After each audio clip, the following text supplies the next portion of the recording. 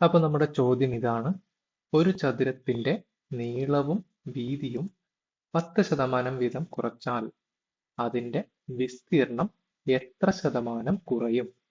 Option ഉണ്ട്: 5%, 20%, 19%, 10%.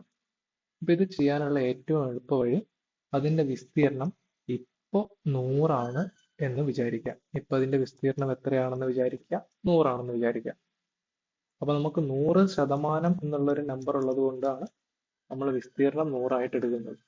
അപ്പൊ വിസ്തീർണം 100 നീളം ഇൻറ്റു വീതിയാണ് എന്ത്? വിസ്തീർണം. അപ്പൊ 10 × 10 100. ഓക്കെ, അപ്പൊ നീളം 10 വീതി 10 എടുക്കാം. ഇങ്ങനെ എടുത്തു കഴിഞ്ഞാൽ ഈ ചോദ്യം വളരെ എളുപ്പത്തിൽ ചെയ്യാൻ പറ്റുന്നതാണ്. അപ്പൊ ആദ്യത്തെ വിസ്തീർണം എത്രയാണ്? 100. നമ്മൾ നീളം 10 എടുത്തു, വീതി 10 എടുത്തപ്പോൾ ഉള്ള വിസ്തീർണം 100. പിന്നെ എന്ത് പറഞ്ഞു? രണ്ടും 10% വീതം കുറയ്ക്കണം. എന്തൊക്കെ കുറയ്ക്കണം? നീളത്തിന്റെ 10% കുറയ്ക്കണം, വീതിയുടെയും 10% കുറയ്ക്കണം. അപ്പൊ 10ന്റെ 10% എത്രയാണ്? 10ന്റെ 10% 1. അപ്പോ നീളത്തിൽ നിന്ന് 10% കുറയ്ക്കുക എന്ന് പറഞ്ഞാൽ 10ൽ നിന്ന് 1 കുറയ്ക്കുക. വീതിയിൽ നിന്ന് 10% കുറയ്ക്കുക എന്ന് പറഞ്ഞാൽ ആ 10ൽ നിന്നും 1 കുറയ്ക്കുക. അപ്പൊ പുതിയ നീളം എത്രയാണ്? 9. പുതിയ വീതിയും 9. അപ്പൊ പുതിയ വിസ്തീർണം എത്രയായിരിക്കും?